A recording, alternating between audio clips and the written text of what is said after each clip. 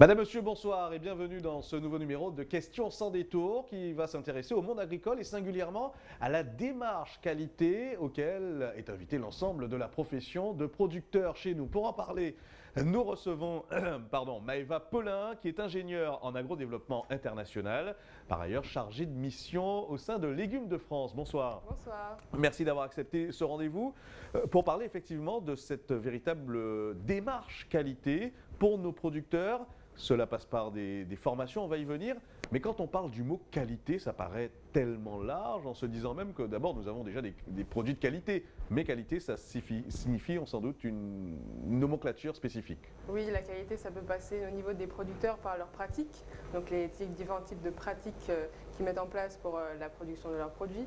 Aussi donc les différents labels, marques et réglementations qu'il y a derrière la production agricole pour garantir à la fin aux consommateurs vraiment un suivi du produit, une caractérisation du produit pour que lors de la démarche d'achat, ils puissent avoir une bonne connaissance du produit. Et aussi, c'est un mode de valorisation des produits agricoles qui permettent aux agriculteurs de vendre leurs produits à un prix plus élevé pour valoriser les pratiques qu'ils ont mis derrière. Et il faut dire que tout cela est supposé par une évolution quasi continuelle de la réglementation en vigueur, notamment sur les questions de traçabilité. Exactement, notamment avec la loi Egalim, les différentes aussi problématiques qu'il y a eu au cours des années de la traçabilité. Donc ça devient de plus en plus obligatoire d'avoir une traçabilité derrière les produits pour assurer une bonne consommation à la fin aux consommateurs. Alors comment justement les agriculteurs, les producteurs chez nous accueillent tous ces changements? Est-ce qu'ils sont assez sensibles à ces démarches-là? Ils sont très sensibles à ces démarches-là. Dans les différentes actions qu'on mène, on peut voir notamment le développement des pratiques agroécologiques.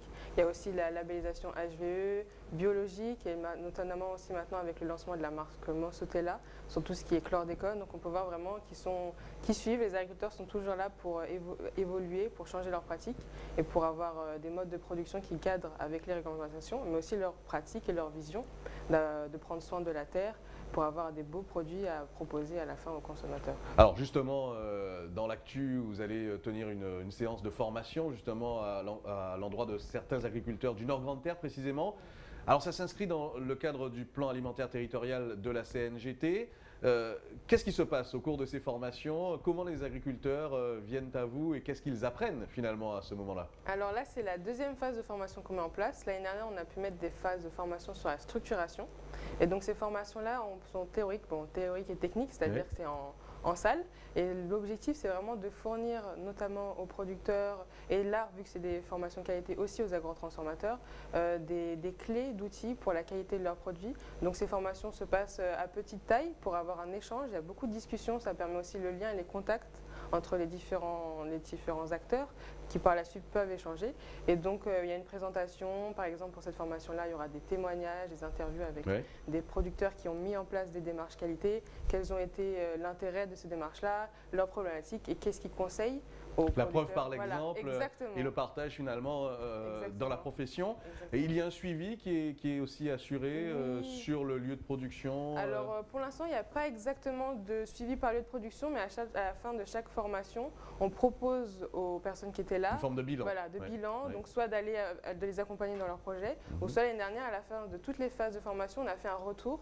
Donc un an après, on a convié toutes les personnes pour voir en fait comment évoluer leur projet et s'ils avaient besoin d'accompagnement pour leur projet et qu'est-ce qu'ils conseillent comme autre formation et quelle formation ils voudraient avoir. Et c'est pour ça qu'on a mis en place cette formation. Justement, vous êtes sans doute à l'écoute également de ces producteurs. Pour ceux qui avaient déjà participé à ce type de formation, ils voient les résultats dans leur relation peut-être avec les circuits de distribution, avec la clientèle finale également? Alors la première formation qu'on a fait, c'est sur la structuration, c'est plutôt les agriculteurs entre eux, donc il y a eu des montages de projets de groupement ensemble à la suite de ces formations-là. Et donc là, par exemple, on pourra voir qu'est-ce que ces formations vont donner à la fin, si on peut leur donner des contacts, si on peut construire quelque chose par derrière.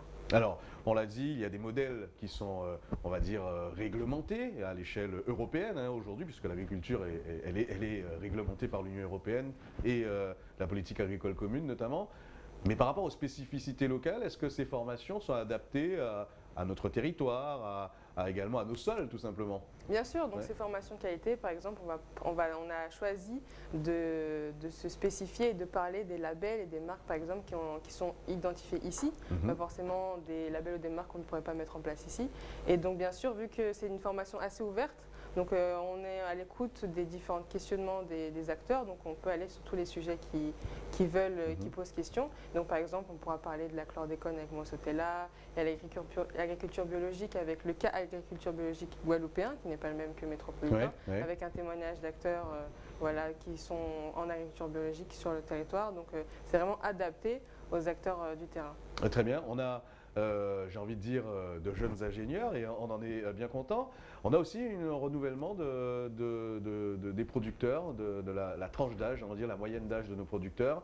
Est-ce que les jeunes agriculteurs sont de plus en plus sensibilisés à toutes ces questions, à ces démarches-là? Est-ce qu'ils se dirigent vers cette agriculture? Oui, bien sûr, les jeunes agriculteurs sont vraiment dans cette démarche-là de traçabilité, de labellisation, de valorisation de la production. Et dans ces formations, jusqu'à présent, il y a vraiment eu une population assez hétérogène, donc à la fois des agriculteurs assez âgés ou moins jeunes, et aussi des jeunes. Très bien.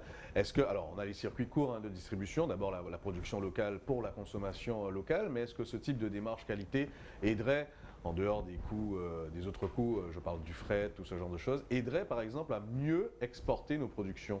Bah oui, ça pourrait parce que donc bien sûr de base il faut structurer la production locale avant d'exporter. Et donc c'est une étape pour aller avec l'exportation et surtout ça permet de mieux structurer la production parce que dans le cadre du PAT donc il y aura l'ouverture de l'usine centrale donc qui est un gros atelier de transformation et donc il y aura des réglementations, pardon, il y aura des cahiers des charges. On ne pourra pas tous fournir nos légumes et fruits à l'usine centrale si on ne respecte pas un cahier des charges. C'est pour cela que ces formations sont destinées notamment aux agriculteurs du Nord-Grande-Terre pour ce plan alimentaire territorial de la CNGT. Exactement, exactement. Ça va leur permettre, en fait, avant l'ouverture de cet outil, de les structurer et qu'ils puissent voir la traçabilité pour quand l'outil sera présent. Ceux qui veulent s'inscrire dans la démarche, ce n'est pas forcément pour tous les agriculteurs, mais ceux qui veulent s'inscrire auront déjà des clés pour y accéder. Vous avez utilisé plusieurs fois le mot outils. Quels sont-ils par exemple pour les agriculteurs? Alors par exemple, il y a la démarche HACCP, il y a tout ce qui est documents de suivi de traçabilité, donc il y a le cahier des charges, il y a le fiche produit, etc. Donc étiquetage, voilà. Se rappeler qu'agriculteur, c'est pas simplement mettre la main à la terre, c'est aussi tenir tous ces schémas qui sont mis en place et c'est là où les formations sont importantes. Exactement, parce que le métier d'être agriculteur, c'est plus seulement juste le travail de la terre, c'est vraiment une entreprise agricole et donc il y a toutes ces actions-là à mettre de côté une fois que le produit est sorti de terre pour bien sûr le livrer aux clients.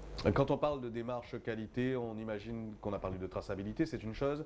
Peut-être parler de saisonnalité également pour que on ait justement, dans le cas de l'usine centrale par exemple, un approvisionnement régulier de nos denrées locales. Oui, bien sûr, la saisonnalité est très importante à prendre en compte avec une planification de la production pour savoir à quel moment quels produits sont accessibles et comment répartir par exemple au sein d'un groupe d'agriculteurs les différentes productions pour qu'à tout moment, par exemple l'atelier qui est l'usine centrale ou d'autres clients pourront avoir des produits de qualité et en régularité parce qu'il y a la qualité qui est importante mais aussi la régularité.